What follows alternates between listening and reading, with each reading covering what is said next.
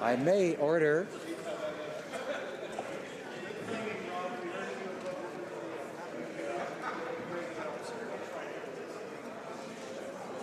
Order. I may have another chance later, but before we begin, as we're coming to the end today, I want to thank all our wonderful pages, the procedural staff, the camera operators, the television director, the interpreters, the guards, the pages, yes, the cleaners, the people who move furniture around, the finance staff, the information technology staff, all human resources, all the folks who provide services to members of Parliament, to committees, and to the House of Commons.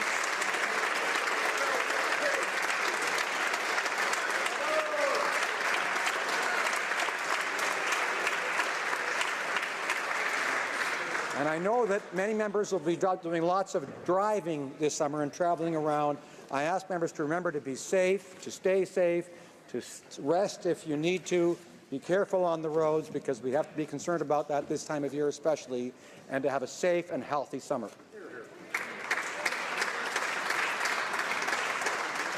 Statements by members. That's a ruling, yes. Statements by members. Déclaration des députés. L'honorable député de Rivière. The honourable member for Rivière-des-Mille, Rivière-du-Nord.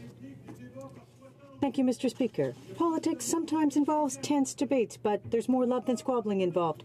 We debate because we all have our vision of Quebec, and we all think that ours is the right one. Because we're inspired by people back home. People who are proud of what they do, who they are, their families, and proud of where they come from. People who are creative when it comes to writing songs, building aircraft, or simply spicing up an ordinary shepherd's pie. People who act in solidarity, who've built a society that gives anyone who wants to help out a chance to do so. People who are fully dedicated to their projects and realize that we've only got one life to live. That's what this weekend's about, Mr. Speaker. We hope you'll all celebrate with good people, that the weather will be nice, that we'll all have fun. To all Quebecers, I say, Happy Saint-Jean-Baptiste Day, Bonne Fête Nationale. Prairie. The Honourable Member for La Prairie. Mr. Speaker, this year the La Prairie Market Garden is celebrating its 50th anniversary. The market will be singled out on Monday, and it opened up in 1968. It was the initiative of Paul Boutria, Honoré Daigneault, and Moïse Riendo, along with the Agricultural Society. 3 generations of vegetable farmers followed suit, evidence of how popular it is. This is a very special place in my community, Mr. Speaker. It's a place where consumers meet producers, a place where people can see the quality and freshness and the variety of the products that are on offer, and at the same time talk with the people who've grown them. It's to underscore this important link, Mr. Speaker, that I pay tribute to all producers and to the Quebec Association of Vegetable Growers, who provide food for our families and make our local agriculture so dynamic. Brandon Souris. I rise today to pay tribute to my friend Ed Anderson, who recently retired as the mayor of Boissevain-Morton. First elected to the town council in 1980, Ed served as mayor since 1984. Altogether, that's 38 years, of continuous public service. During his tenure, the community has built a new water plant, a new fire hall, a new library and a new theater, a new recycling building, and much more. When the community was in need, Ed rolled up his sleeves and attracted a physician and 2 new veterinarians to town. And with Ed at the helm, Boissevain is now known for its beauty, winning multiple Communities in Bloom awards, including at the international level. I want to thank Ed for his incredible commitment to the people of Boissevain. The town is certainly better off than it was 38 years ago, and that is a tribute to his leadership. I wish him all the best in his retirement and want to thank his wife Lynn and daughters Erin and Darcy for lending their father during his time of public service. The Honourable Member for Avalon. Mr. Speaker, as the school year winds down, kids across the country are gearing up for their jam-packed summer vacations. Students from kindergarten to post-secondary have big plans for the summer, and for many older students in my riding, those plans include their summer jobs. Thanks to the Canada Summer Jobs Programme, 526 students from across Avalon will have meaningful and exciting work this summer. This totals over $1.2 million in investment in the youth of my riding, who will work as camp counsellors, as soccer coaches, at festivals and seasonal shops, where they will all learn, grow and have fun. This is an important investment, and I'm proud of our government's commitment to keep investing in our youth. On that note, I would like to wish all students and teachers in Avalon a safe and happy summer holidays. I ask everyone to be extra cautious as they drive around this time of year. Have an eye for kids as they're busy playing and enjoying their time off. Happy summer vacation to one and all. Thank you, Mr. Speaker. The honourable member for Desnethy, Missinippi, Churchill River. Every year on June 21st, First Nations, Métis, and Inuit people gather in their communities to celebrate National Indigenous Peoples Day. Over the course of this weekend, there will be concerts and dances, traditional powwows, parades, community meals, and the sharing of stories. Many cultural exchanges take place on Indigenous Peoples Day, and today I want to give special recognition to all the elders, community organizers, and the Indigenous women across Canada who make these celebrations special. Without the work of volunteers like you, June 21st wouldn't be what it is today, and I wish everyone in Canada could see your efforts. Mr. Speaker, I invite everyone from across Canada to contact the local First Nations, Métis, and Inuit community to see what events they are hosting this year. I invite each of you to experience our unique cultures, to share your photos, to learn our shared history, maybe learn a phrase or two in the local language, and to celebrate everything there is about Indigenous people in Canada. Happy Indigenous Peoples Day. The honourable member for Winnipeg South. Mr. Speaker, May 29th marked the passing of the Honourable Madam Justice Robin Diamond, whose work in family law has changed the lives of children and families in Manitoba, Canada, and around the world. Justice Diamond was the first female legal manager of the Crown Council's Family Law Unit in Manitoba. In September 1989, she was appointed a judge of the Court of Queen's Bench. She represented Canada on the Hague International Network of Contact Judges and attended the 4th, 5th, and 6th Special Commissions in The Hague. The longest-serving federally appointed female judge in Manitoba and one of the 10th longest-sitting female judges in Canada, Justice Diamond's passion for legal rights and protection of children will be greatly missed by her colleagues and members of the Canadian and international judiciary. To her sons, Richard and Michael, and husband Harvey, our thoughts are with you as you celebrate her life of dedication to family, friends, and the community. The honourable member for Lambton, Kent, Middlesex. Mr. Speaker, as we're wrapping up this legislative session, before we head back to our ridings, I'm reminded of the time, the commitment, and the responsibility that we carry with this job. For 12 and a half years, I've had the privilege of serving my constituents of Lambton, Kent, and Middlesex, and I'm not done yet. We all know this job requires the support of our families, our significant others, and our spouses. And for me, our biggest supporter is my wife, Barb. Sometimes I need that person in front of me to just slow me down, and sometimes at the end of the day, I need that little bit of wind on my back. So, no, it's not her birthday, and it's not our anniversary. It's simply that I just want to say to her, thank you, and you're the best.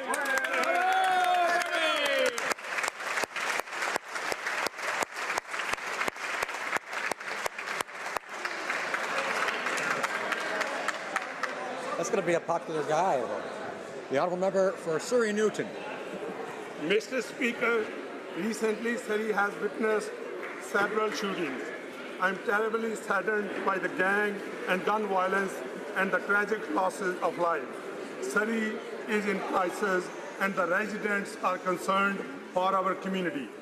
That is why I'm requesting the Minister of Public Safety and or his Parliamentary Secretary to come to Surrey and meet with stakeholders and also discuss the allocation of $326 million for our gangs and gun violence strategies. Surrey requires the funding immediately, and we must come together for a constructive dialogue and bring forward concrete solutions to help save the lives of our youth. Enough is enough. Member for Oakville North Burlington. Thank you, Mr. Speaker. Over the last 3 years, the Ramadan Rangers from my riding have been raising money and collecting donations of food and toys for local organizations in the spirit of Ramadan. The Ramadan Rangers started with 7 kids who wanted to support their community during Ramadan. In their first year, the Rangers collected food for local food banks. Last year, they collected toys, which went to children's hospitals. This year, the Rangers have grown to over 100 children who've been working tirelessly to raise money for 3 women's shelters. Last week, they announced they had raised $27,000 in support of Halton Women's Place, Sakina Homes, and Nisa Homes. All 3 organizations provide services for women and children experiencing violence and are dedicated to ending violence against women. I'm extremely proud of the Ramadan Rangers who embody the spirit of giving of Ramadan and of Oakville North Burlington. Thank you, Mr. Speaker. The honourable member for Edmonton West. Thank you, Mr. Speaker. I'm pleased to rise and pay tribute to my dear friend, Father Stefano Penna. Father Penna is returning to the Diocese of Saskatoon after many years serving the good people of Edmonton at Newman College, the Catholic Church of Annunciation in my riding of Edmonton West, and many other organizations. He has a heart the size of the prairies and continues to give to anyone in need. Father Penna is one of those lifelong learners with an insatiable thirst for knowledge. His alma mater include the University of Saskatchewan, the Toronto School of Theology, Rome's Gregorian University, and a school you might have heard of, Yale. Now, despite all of his schooling, he's never learned, however, to deliver a homily in a timely fashion. I would need the whole day to note all that Father Penna has done in serving his community and his faith, but seeing as I only have 1 minute, I will say thank you, Father Penna, for your friendship, your guidance, your wisdom, and all that you've done in serving your community. Saskatoon is blessed to have you back, and Edmonton is blessed to have had you. Thank you. The honourable member for Sydney, Victoria. Mr. Speaker, all children are precious.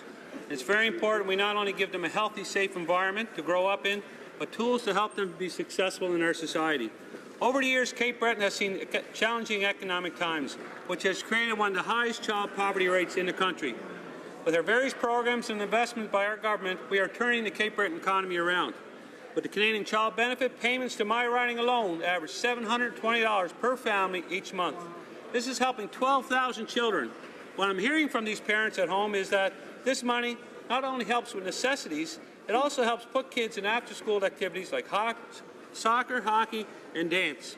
Our government has additionally invested $35 million in early learning and child care in our province over the next 3 years. Are we there yet? No. That is why I'm looking forward to our government's poverty reduction strategy, which will be released in the upcoming weeks. I commend all who will put into this strategy, and I hope all members of this House will support it when it becomes before the House. Honourable member for Fundy Royal. Mr. Speaker, I rise today to recognize an extraordinary educator from my riding of Fundy Royal. Mr. Benjamin Kelly of Caledonia Regional High School in Hillsborough has received the 2018 Prime Minister's Award for Teaching Excellence in STEM. Mr. Kelly is an inspirational teacher who understands that our lives as Canadians are becoming more digital each and every single day, and it is essential for future generations to take advantage of the unparalleled global opportunities provided by STEM education. Mr. Kelly's students sail the 7 seas in his class with hands-on learning about collaboration, communication, critical thinking, creativity, character, citizenship, and computational thinking. It's the work of Mr. Kelly and so many other amazing educators in schools throughout Fundy Royal and indeed across Canada that is bringing our government's investments in science, technology and engineering, and mathematics to life in preparing for youth for tomorrow for the economic opportunities. Thank you, Mr. Speaker. Honourable member for Edmonton Manning. Mr. Speaker, recently some of my conservative colleagues and I met with a group of young Yazidis who were previously in captivity, enslaved by Daesh. These young people proceeded to tell us stories that were truly the things of nightmares. Loved one killed before their eyes, children being sexually assaulted, and torture are only few of the many horrors they've been through. While many people seem to believe that war against Daesh is won. Thousands of Yazidis and other religious and ethnic minorities are still enslaved by this death cult and even more displaced. I ask the government and all Canadians to not forget that Yazidis still in captivity and all those still being persecuted and terrorized by Daesh. Canada must continue to prioritize Yazidis refugees and work to improve the UNHCR selection process to ensure that internally displaced people like Yazidis qualify for resettlement so that these families can be reunited. Thank you. Honourable member for Scarborough Rouge Park. Mr. Speaker, on this World Refugee Day, I rise to commemorate the strength, courage and perseverance of 22.5 million refugees presently around the world. Our world has become an unwelcome place for refugees. As people flee to safety, to borders or to shores, they are routinely barred from entry. Refugee families and children are split and are incarcerated. Women and children face sexual and gender-based violence at alarming rates. LGBTQ2 refugees face increased persecution. Refugees live in deplorable conditions with limited food, medicine and water. Being a refugee is not a crime, and being born a refugee should not be a life sentence.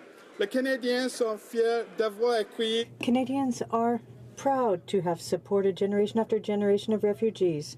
However, we can't ignore our failures, and I'm thinking about the Compte Rendu. These lessons of the past will help us to deal with people arriving at our borders requiring protection. Thank you, Mr. Speaker. Today is World Refugee Day. Globally, conflict, persecution, and disaster have forced over 65 million people to flee their homes in search of safety. Over 22 million are recognized as refugees. Half of them are children. Wealthy nations are increasingly turning a blind eye to this humanitarian crisis and are closing their doors to refugees. The U.S. has forcibly torn migrant children away from their parents. Canada has long been a defender of human rights and a champion for the most vulnerable. But how far we have fallen from the pedestal, from action taken because of Alan Kurdi to the inaction in the face of the 2,000 frightened migrant children locked up in baby jails. On World Refugee Day, I say thank you to all the aid workers, and I call on all parliamentarians to use our voices to defend the voiceless and to use our power to aid the powerless. Bravo. Honourable member for Calgary Midnapore. Mr. Speaker, I rise today to shamelessly promote my hometown and one of the greatest annual traditions in the country, the Calgary Stampede. Having joined with the Calgary exhibition in 1912, the Stampede has weathered recessions, world wars, floods, and even a relocation to New York. However, thanks to the vision of Guy Wiedeck, it now attracts over 1 million visitors a year, showcasing the best of our province, our Western culture, and our strength as a community. The Stampede is just simply 10 days of gosh darn fun. Whether you want to ride the Midway, watch the rodeo, take in the grandstand show, or attend one of the amazing concerts, I invite y'all on both sides of the house to come to Calgary for the Stampede. Yeah!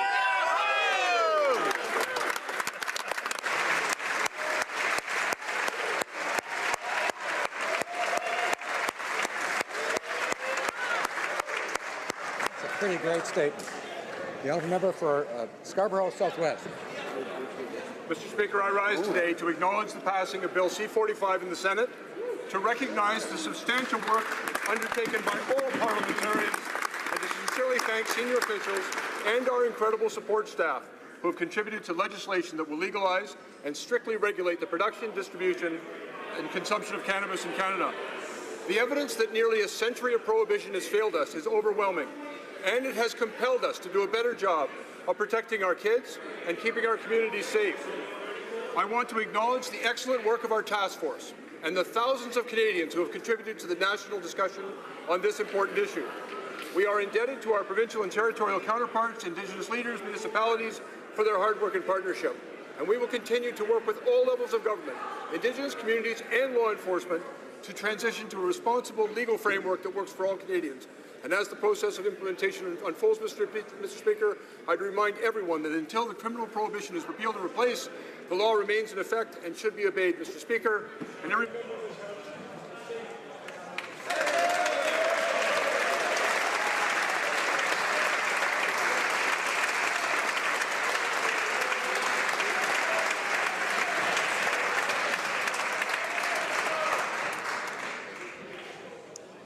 Questions orales, oral questions. The Honourable Leader of the Opposition.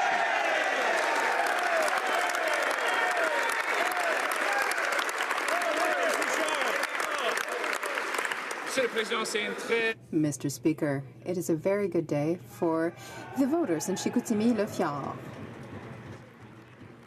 Richard Martel was elected and took his seat today. Unfortunately, we need to talk about the trip of the Prime Minister to India, which led to a diplomatic crisis, where a terrorist was invited to attend,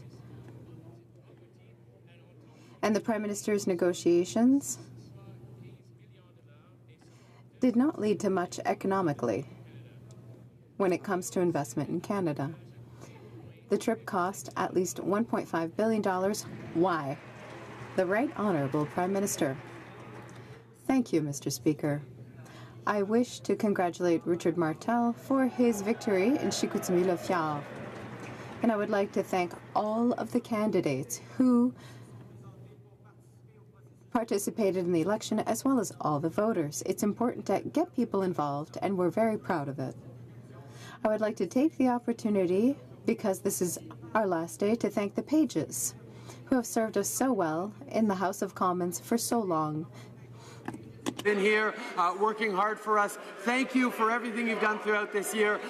Thank you all to all the staffers seeing us off through this summer. Merci.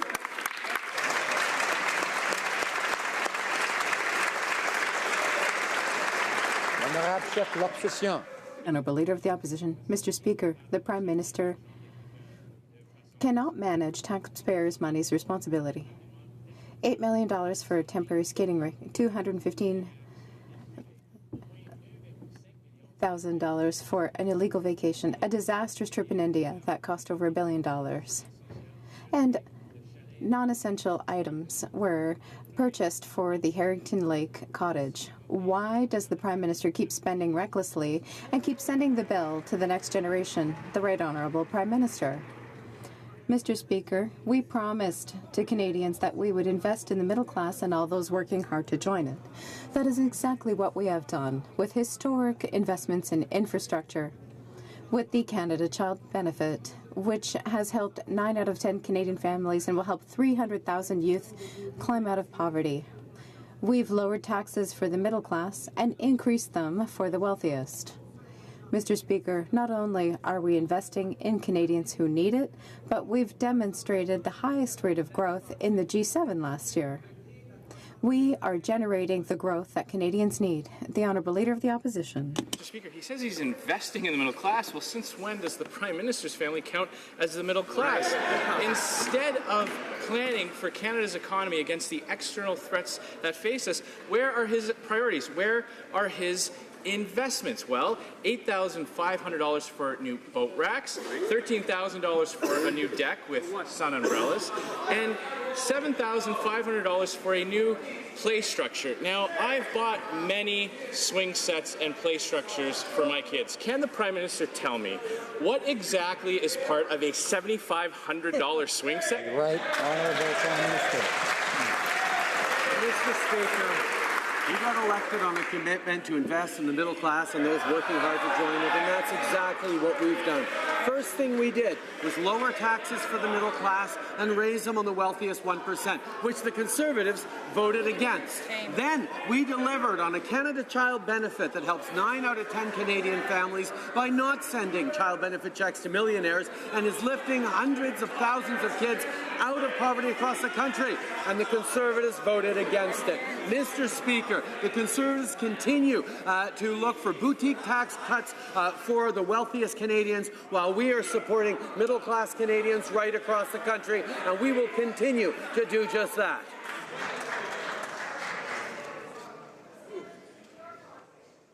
Alors, Order.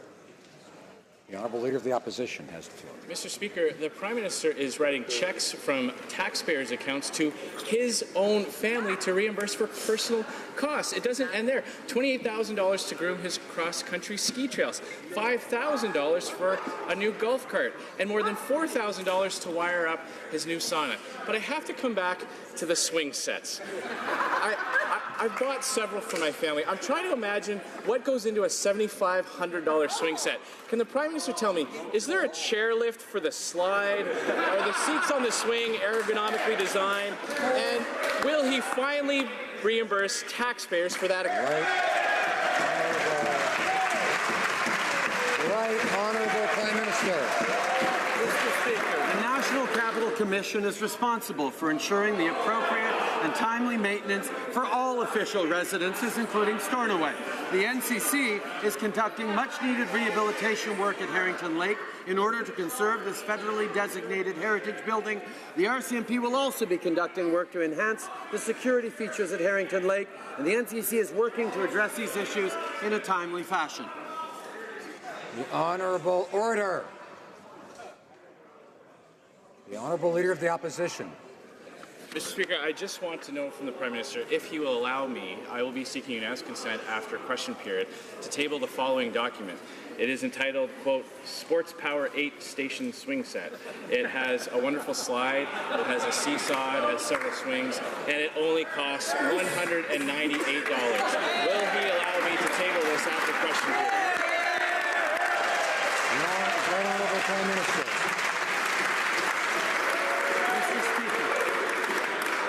We are in a tariff conflict with the United States. We are seeing horrific images of children being detained across the United States. We're seeing Indigenous peoples in this country challenged and meeting better opportunities. We're seeing a broad range of issues that matter on this, the last day of sitting of the House of Commons. We moved forward on the legalization of marijuana, which I know is an issue that they have issues with. But this is what the Leader of the official opposition chooses to spend his last day in Parliament for the summer.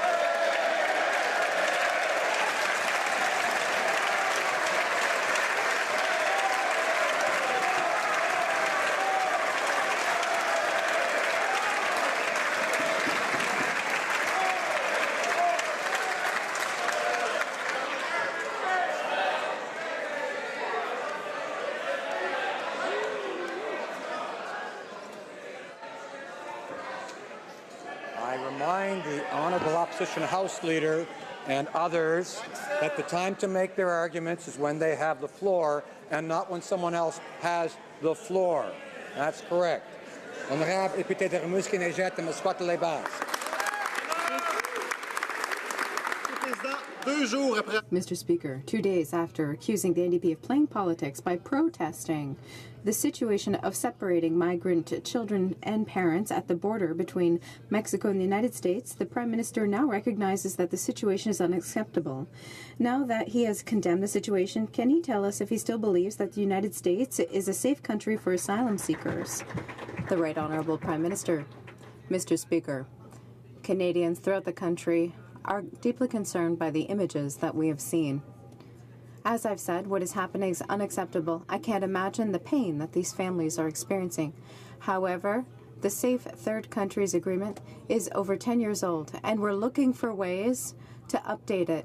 We are holding constant conversations with the United States, and we continue to closely monitor the developments there. The Honourable Member for Rimouski-Neigette and Mesquite-les-Basses. You can't have your cake and eat it too. We've signed a treaty where asylum seekers will have a fair, humane, decent treatment in both countries. The situation in the United States where children are being separated from their migrant parents is what's happening. Beyond the statements he can read, is he ready to denounce what's happening in the United States? Is he ready to say that it's unacceptable? Can he say that this treatment means that the United States is no longer a safe third country? The Right Honourable Prime Minister.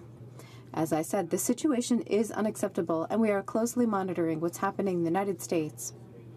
We will continue to work with the Americans on protecting our borders, on the agreements that we have with them, while protecting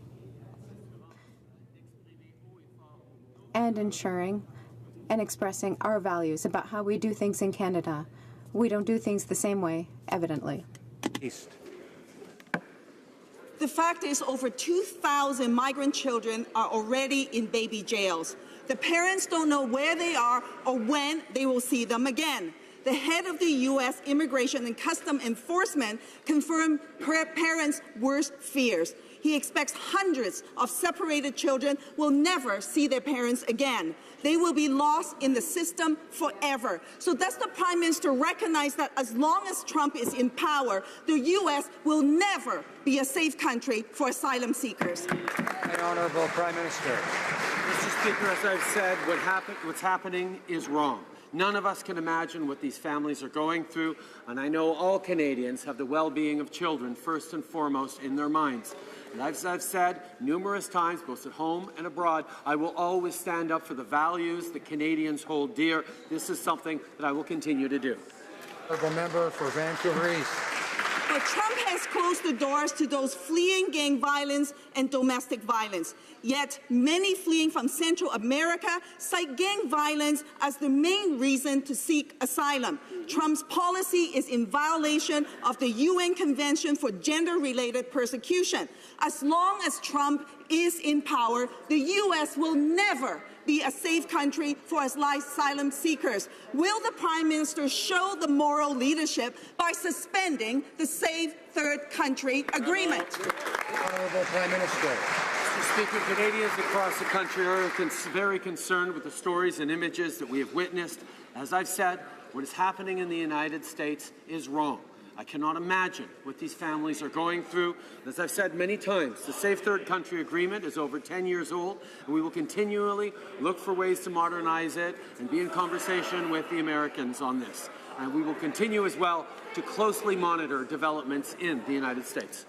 Député de Richmond-Athabasca. Monsieur le Président, Mr. Speaker, we're starting to see the travel costs of the Prime Minister's catastrophic trip to India. $17,000 for a Canadian chef who prepared a single meal.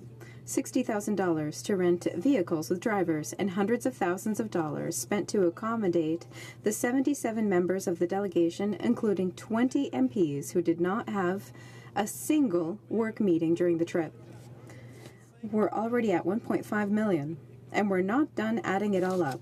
How can the Prime Minister justify such extravagant expenses to the Canadian public?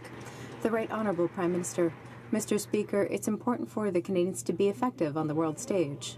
During our trip to India, we announced bilateral investments of over $1 billion, which will contribute to generating 5,800 jobs in Canada, $11.5 million for the Good Start initiative to favor the education of the poorest women and girls. This supports the middle class and those who work hard to join it, but this trip of 9 days cost a lot less than the 6-day trip that Stephen Harper took to India years ago. The Honourable Member for Richmond-Athabasca. The problem with these irresponsible expenditures by the Prime Minister is that they're paid for by Canadians' money and they are recurring. Here's the new costs of the Prime Minister's cottage. $3,000 for parasols. $7,500 for swing sets. $12,000 to replace a floating dock. $5,000 for golf carts. And 80% of Canadian families are paying more taxes and income tax under this government. How can the Prime Minister justify such expenses while spending hard-earned taxpayers' money? The Right Honourable Prime Minister. The Conservatives may not remember why the Prime Minister's trip to India was so expensive. It's because he wanted to bring his limousines with him. It cost $1.5 million. That's the Conservative approach. And when it comes to the National Capital Commission, they ensure regular maintenance of all official residences. The National Capital Commission has been conducting renovations that were necessary to preserve buildings designated as part of federal heritage. The Honourable Member for Milton. The indignation with which the Prime Minister emotes is very troubling when it comes to him discussing his expenses on the India trip. Primarily, the Prime Minister is not above scrutiny when it comes to expenses that he incurs, and in fact, he signs off on these. For the India trip alone, they flew in $5,000 worth of wine, they charged $5,000 on cell phone costs, and they had $60,000 in personal chauffeurs. Did the Prime Minister sign off on all of these expenses? The Honourable Prime Minister. The Conservative government spent over $1.5 million bringing Stephen Harper's limos from Ottawa to India for his trip because he wanted to travel around in the style to which he was accustomed. Well, Mr. Speaker, that is completely irresponsible. We were proud that our trip to India, which cost 9 days and secured $1 billion worth of bilateral investment, cost significantly less than his 6-day trip. Order. The Honourable Member for Milton. So, once again, Mr. Speaker, we are confronted with anger from this Prime Minister that we have the audacity to ask questions about his spending habits. You know what they say in private sector? Tone is set at the top. And you know what the tone of this government is? A culture of spending and excess. That's all that this is. So, Mr. Speaker, maybe he can tell me why at his personal retreat in Harrington Lake he thinks it's okay to spend $10,000 for a new patio, $12,000 for deck and dock upgrades, and $60,000 in total on these upgrades when Canadians are worried about paying for his carbon tax. Right Honourable Prime Minister.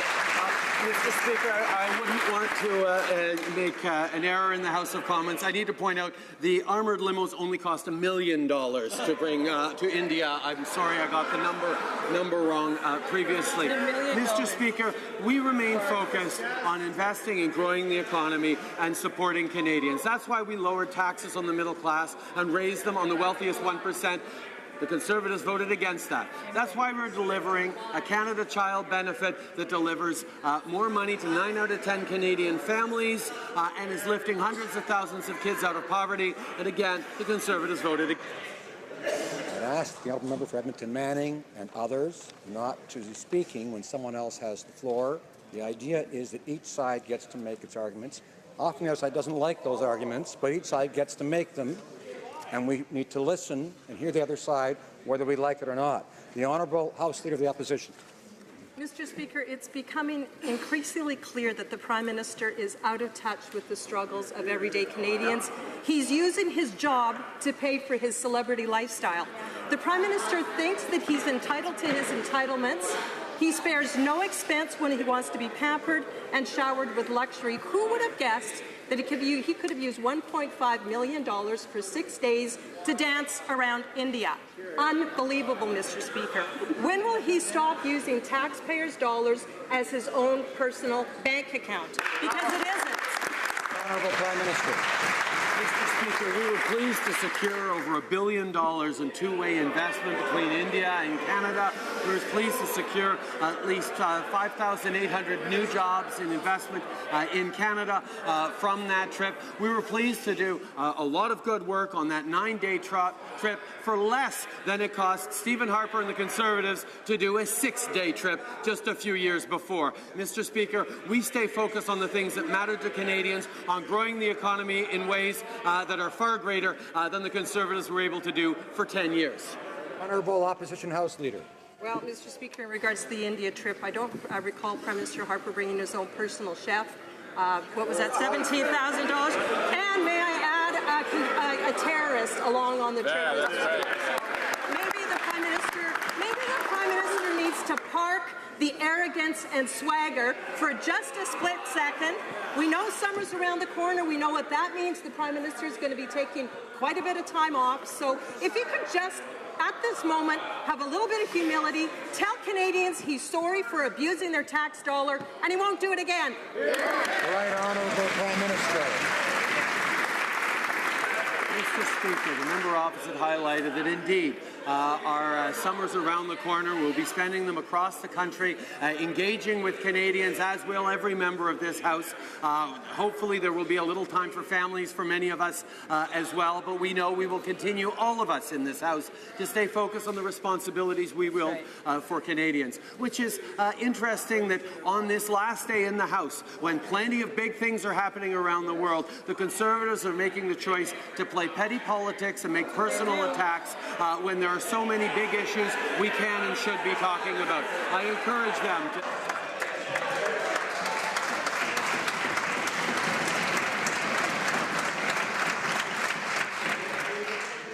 L'honorable député de Rosemont-la-Petite-Patrie.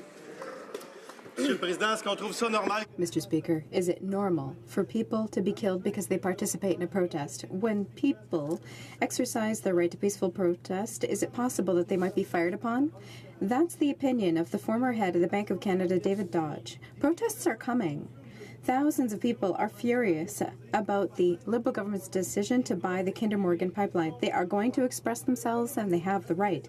Can the Prime Minister reassure this House that he will not use infiltration, intimidation, or excessive force against our own citizens? The Right Honourable Prime Minister. Mr. Speaker, it is extremely important for us, for Canadians to have freedom of expression and to be able to disagree with the government and the decisions made in Canada. That is an important right, and we support it. Evidently, we're all expecting that these protests and expressions obey the law, and they do not endanger other citizens. We understand that this is a state where the rule of law prevails, and we expect laws to be upheld.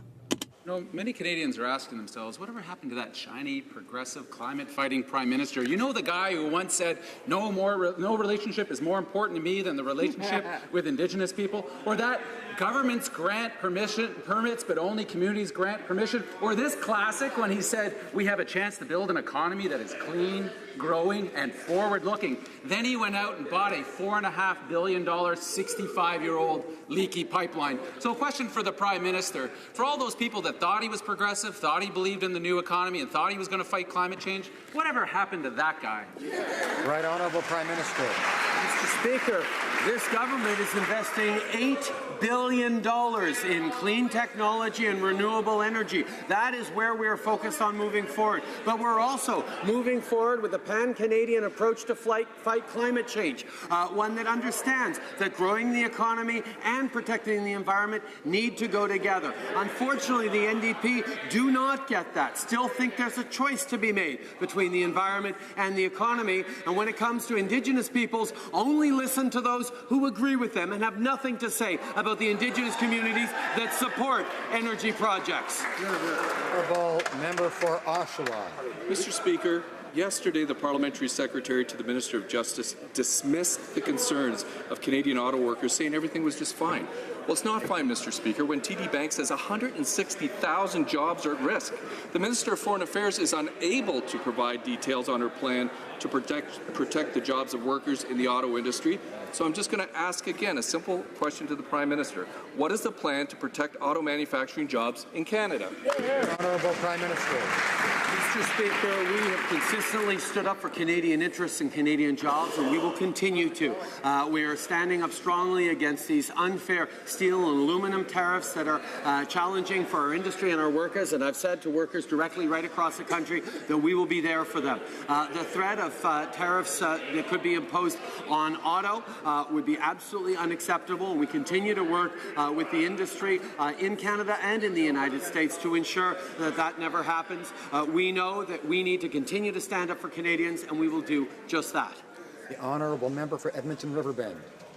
This government super clusters program is set to hand over $950 million of Canadian taxpayer money to for-profit companies. Of the many applications received, 9 were shortlisted and then 5 were selected to receive the funds, shutting out agri-food, oil and gas, infrastructure, mobility systems, and mining applications. Wow. How does this Prime Minister justify picking winners and losers, leaving Canadian taxpayers on the hook for his corporate welfare scheme? Honourable Prime Minister.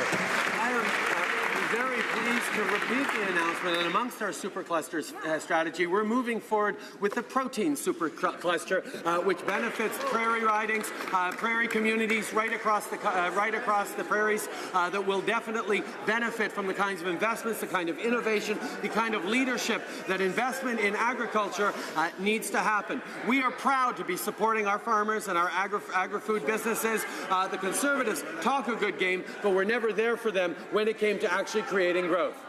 Honourable member for Foothills. Well, I'll tell you about the Liberals' support for agriculture, Mr. Speaker. According to the numbers from the Parliamentary Budget Officer, the Liberals' carbon tax will devastate Canadian agriculture.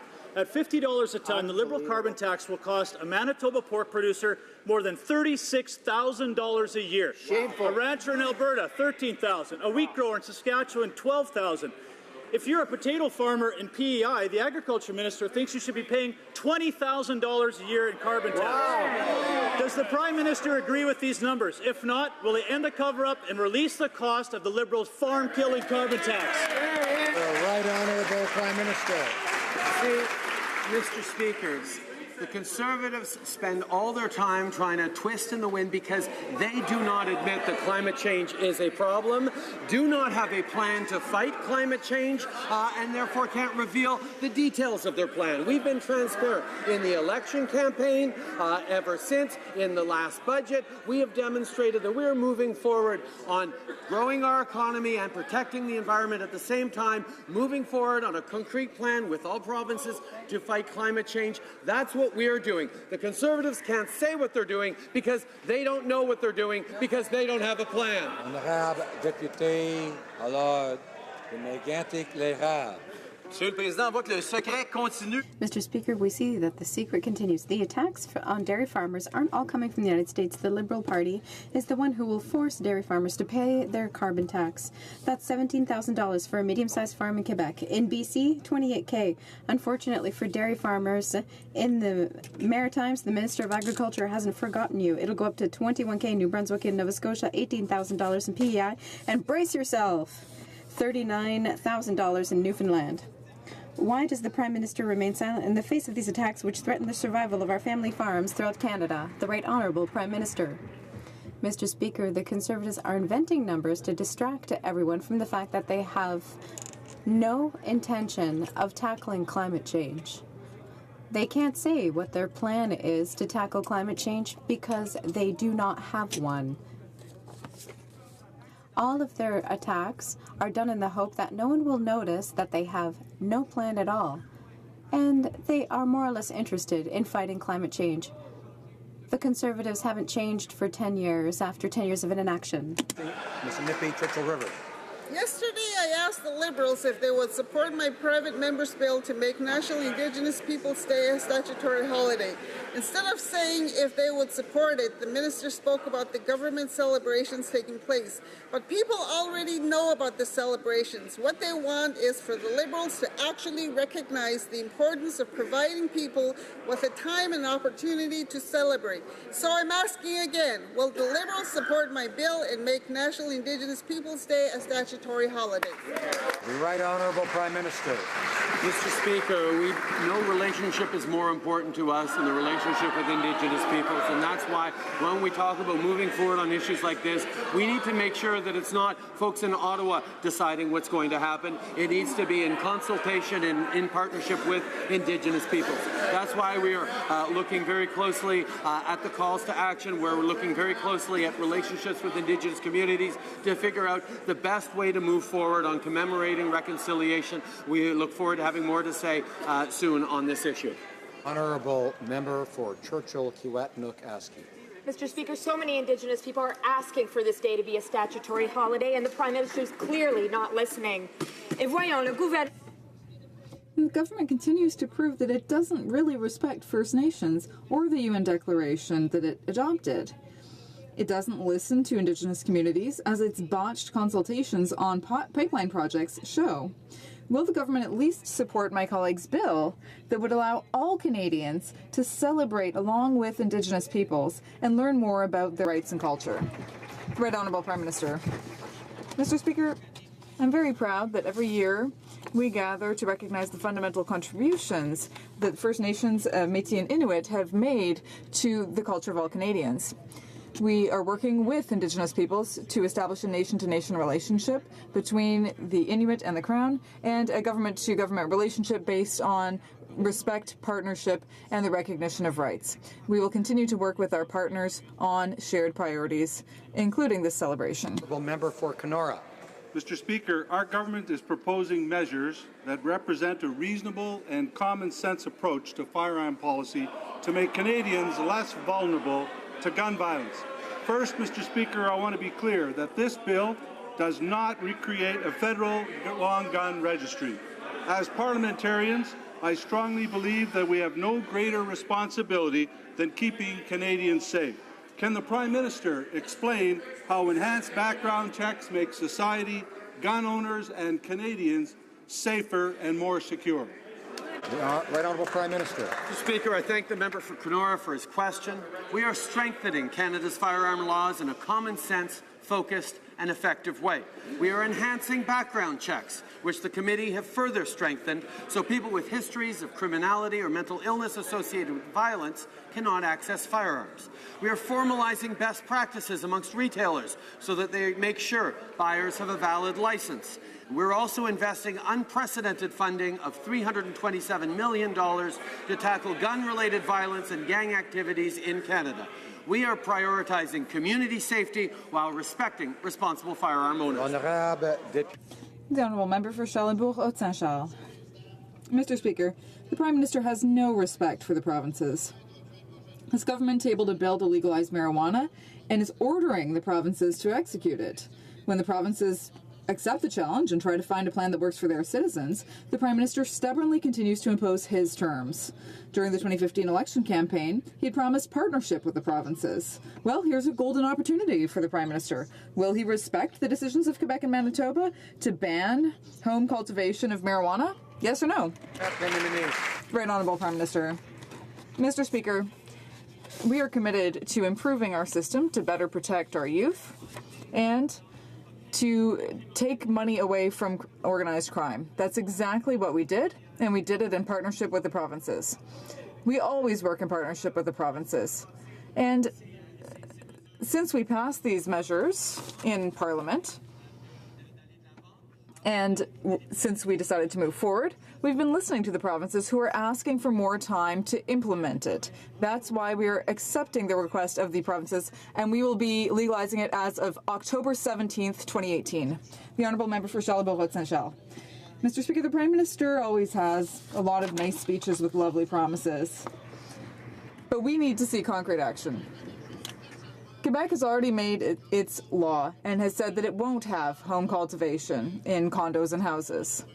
Will the Prime Minister listen to Quebec? Or is he ready to go to court? Will he listen to Quebec, yes or no? Right Honourable Prime Minister. Mr. Speaker, we are proud to have passed our bill to legalize marijuana and to strictly regulate its access. This measure will help keep marijuana out of the hands of youth and the profits out of the hands of organized crime. But I'll just give a very specific answer to the member across the way. And I will repeat it so that he understands. I recently announced that on October 17th, the bill will come into force. And we chose that because 3 big provinces, including Quebec, asked us for a little bit more time. I know that it's important to do things properly, and so we are giving Quebec more time. Member for Selkirk, Interlake, Eastman. Mr. Speaker, Nada is a young Yazidi mother from Iraq. When ISIS invaded her community, she was sold as a sex slave. She recently recounted coming face to face with Abu Tawfiq, the man she says sold her and bought her. He wasn't in jail. He wasn't in Iraq. He's a free man in London, Ontario. We need to believe victims, and the Liberals let this guy into our country. Will the Prime Minister take responsibility for allowing ISIS terrorists to walk our streets freely and finally send these war criminals to The Hague? Right Honourable Prime Minister. Mr. Speaker, in regards to the Yazidis, our government has proven to be a global leader in welcoming refugees, and we've more than doubled Canada's refugee numbers. We've provided a new home to more than 1,300 women and their families who endured the brutality of Daesh, 85% of whom are Yazidi. Our government's commitment to supporting vulnerable women and girls is unwavering. We announced $20 million to expand our refugee program, specifically targeting women and girls. We will continue to expedite applications so that their family members who escaped Daesh can join their relatives in Canada. The honourable member for Calgary Nose Hill. After sitting with a Yazidi woman who survived sexual slavery, you leave awed by her strength, concerned for her welfare, and left with a deep, white-hot desire to bring her justice. When we wax eloquent about Me Too, we cannot forget our obligation to bring justice to women who have had their bodies used as tools of war. Why does this feminist Prime Minister continually refuse to commit to refer Canadian ISIS terrorists to the International Criminal Court? Honourable Prime Minister. Our security agencies take all potential threats very seriously and use the full toolkit of measures, including surveillance, the no-fly lists, revoking passports, and laying criminal charges when sufficient evidence exists. We trust our police forces and intelligence services to do their work and to do it well. I find it actually troubling that the Conservatives seem to want elected officials to directly intervene with police officers and tell them who should be arrested and when they should be arrested. We will continue to trust those responsible for the safety of Canadians to do their jobs. That's right. Honourable member. Order. The honourable member for Windsor-Tecumseh.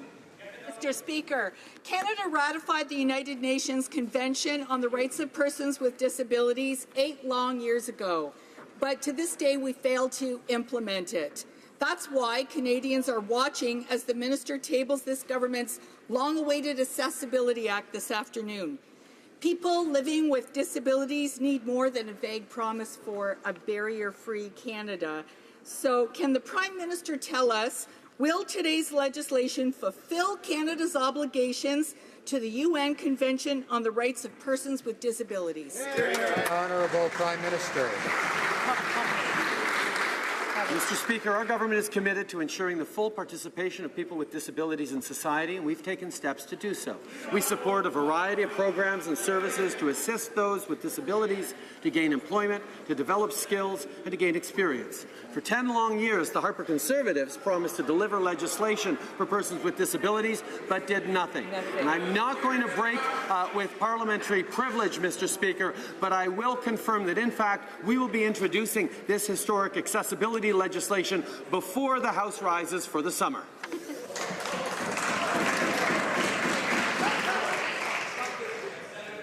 Order. The honourable member for Salaberry-sur-Roi. Mr. Speaker, the number of people affected by Lyme disease doubled in Quebec in 2017, and it's continued to steadily increase every year due to climate change. The government established a federal framework on Lyme disease last year, but the guidelines still haven't been implemented. If left untreated, this disease can lead to cardiac and neurological problems, and we know that it's often misdiagnosed or not identified. So when will victims of Lyme disease have access to better diagnostic testing and treatments for chronic cases? Right Honourable Prime Minister. Mr. Speaker, I thank the honourable member for her question. This is an issue that affects far too many Canadians, and I know that it's very difficult to live with Lyme disease. We recognize that there's still a lot of research to be done, but we are committed to working with Lyme disease victims and researchers to help protect all Canadians. This is a very important issue, and I'd like to thank the member once again for having raised it in the House. For Cypress Hills Grasslands. Mr. Speaker, the Iranian regime continues to brutalize its own citizens. Mohammed Salas, a bus driver and member of a religious minority, was arrested. He was then tortured. His phony confession was then broadcast on state television. It was used as the only evidence in his trial. On Monday at dawn, he was executed and then the regime refused to allow his family to even see the body. When will this Liberal government start to support the Iranian people and stop fantasizing about normalizing relations with this vicious, murderous, terrorist regime? Right Honourable Prime Minister. Mr. Speaker, we deeply oppose Iran's support for terrorist organizations, its threats towards Israel, its ballistic missile program, and its support for the murderous Assad regime. We will always defend human rights and hold Iran to account for its actions. We led a resolution at the United Nations in November calling on Iran to comply with its international human rights obligations. We will continue to maintain sanctions on Iran, which include restrictions on sensitive goods and a list of individuals and entities subject to asset freezes with whom all transactions involving property are prohibited. Honourable Member for Sherwood Park, Fort Saskatchewan. Mr. Speaker, yesterday the Foreign Affairs Minister finally acknowledged genocide of Yazidis at the hands of Daesh in Syria and Iraq. But the government has yet to acknowledge genocide against Christian communities in the same areas.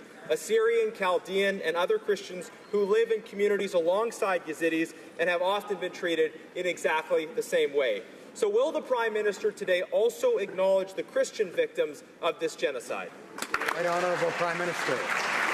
Mr. Speaker, our government stands strong in the fight against Daesh and will continue to be part of the coalition as we defend minorities of all types from the murderous terrorist organizations of Daesh and the like. We continue to support victims of Daesh from all different cultures and religions. We've looked at resettling numerous minority refugees who are victims of Daesh. We will continue to hold our place in the world in defending victims and minorities against the murderous actions of Daesh. Member for Durham. Mr. Speaker, the Prime Minister just mentioned holding Iran to account. Well, last night the MP for Richmond Hill organized an event on the Hill for a regime-friendly Iranian lobbying group. Last week, this same group publicly criticized the House of Commons for passing a motion condemning Iran. The Iranian regime is an oppressive abuser of human rights. Does the Prime Minister approve of the actions of the MP for Richmond Hill organizing parliamentary meetings for a group that supports the Iranian regime? Honourable Prime Minister. Mr. Speaker, as politicians, we engage with a broad range of people, but we have been unequivocal. We deeply oppose Iran's support for terrorist organizations, for its threats towards Israel, towards its ballistic missile program, and its support for the murderous Assad regime. We will always defend human rights and hold Iran to account for its actions. We continue to maintain sanctions on Iran, which include restrictions on sensitive goods and a list of individuals and entities subject to asset freezes. We will always remain firm in our defense of human rights and our standing against state sponsors of terrorism around the world. Member for Kitchener Centre. Monsieur le Président, nous avons... Mr. Speaker, we've all seen the troubling statistics. In 2016, over 1 million Canadians had to choose between feeding their families, heating their homes, and having their prescriptions filled. I've heard similar complaints in my riding of Kitchener Centre. We proudly announced the creation of an advisory council on the implementation of national pharmacare. Can the Prime Minister please update this House on the progress that our government has made in this area? Thank you, Mr. Speaker. Right Honourable Prime Minister. I thank the member for Kitchener Centre for his work on this issue and his excellent French. Canadians can be proud of our public health care system. But there's always room for improvement. That's why we created an advisory council for the implementation of the National Pharmacare Program, which will study, evaluate, and make recommendations about medication insurance. We have many accomplished members who will be sitting on the board, and we are looking forward to their report so that we can improve our system for Canadians. For Lakeland. Mr. Speaker, in 2 months, the Prime Minister will close the high-performing Vegreville Immigration Office, killing 280 jobs, dozens more in town, and millions in local revenue. It won't even save tax dollars. It'll cost nearly $47 million more for renos and leasing for only 32 extra jobs in Edmonton. The Prime Minister ignores the pleas of workers, the union, the town, and Alberta representatives of all parties at all levels. He's hurting the 74% of women supporting their families and the disabled workers with long-term placements in the office. Will the Prime Minister please stop this unfounded, cold-hearted closure? The Right Honourable Prime Minister. Mr. Speaker, over the past 2 years, Canadians across the country have been thanking us for reinvesting in immigration services and processing times. After 10 years of Conservatives shutting down, creating backlogs, starving our immigration systems from being able to actually process the backlogs and the resources they need, giving them the resources they needed. We know that we need to do better on processing times. We need to invest in our immigration system. And that's exactly why we are ensuring that we have the capacity in our system to treat the files that Canadians and new Canadians expect us to treat rapidly and efficiently. Honourable member for... I'd ask the honourable member for Lakeland to stop interrupting. The honourable member for Port Moody Coquitlam. Recently, a Liberal MP said the time has come to transition closed containment salmon aquaculture in British Columbia. Mr. Speaker, I couldn't agree more. Canada is well positioned to become a world leader in closed containment, but we need action now. Globally, money is being invested in land-based salmon farming. In Florida, for instance, they're building a 90,000-ton facility. It's time for Canada to invest in a safe, sustainable industry that protects wild salmon and employment, develops new technologies, jobs, and export opportunities. Will the Prime Minister commit today to transition these farms to land? Hear, hear. I have to also ask the member for Grand Prairie Mackenzie not to be talking when someone else has the floor. The Right Honourable Prime Minister. Mr. Speaker, we have tasked the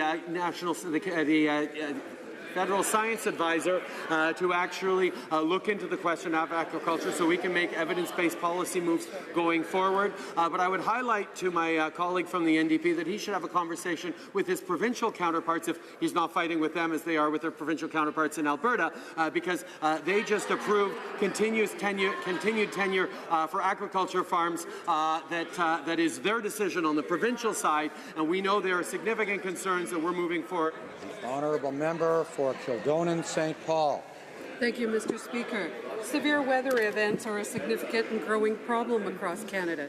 In my province of Manitoba, we've seen firsthand the devastating effects that flooding can have on our communities. These floods have forced residents from homes, businesses to relocate or close, and caused residents to worry annually that the year's flood season may bring. Can the Prime Minister please update this House on the steps that our government is taking to improve the resiliency of Canadian communities, especially those in Manitoba? Right Honourable Prime Minister. Mr. Speaker, I want to thank the member for Kildonan St. Paul for her hard work in her community and her question. Our government knows that climate change is real and that the frequency of severe weather events like flooding is increasing. That's why this week we were proud to announce a federal investment of almost $250 million in the Lake Manitoba and Lake St. Martin outlet channels.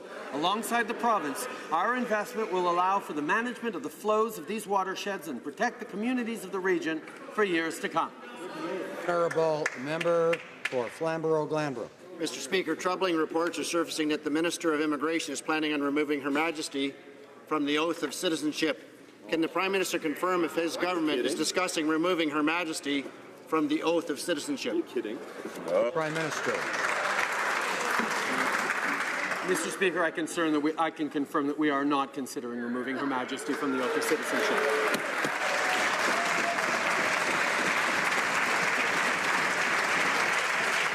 The Honourable member for Regina Louvain. Mr. Speaker, the federal government has repeatedly stated that provinces will keep the revenues from carbon pricing. But next year is a renewal of equalization. If carbon revenues are added to the formula, then each province's carbon tax base would count against its equalization entitlement, effectively clawing back the money. Will the government include carbon pricing in equalization? And if so, how will it ensure that provinces actually keep the revenues? Honourable Prime Minister. Mr. Speaker, we know that both the Conservatives and the NDP think there is a false choice between either the environment or the economy. The Apparently the CCF does as well. We know that the only way to move forward is to invest in protecting our environment while growing our economy. That's exactly what we're doing with our national framework on fighting climate change. We are proud that we've been transparent about the way we're moving forward on that. We've been clear with Canadians that this is a priority for us. The Conservatives don't even have a plan. The NDP want to present a false choice. And the CCF, well, we're just glad to see CCF back in the House.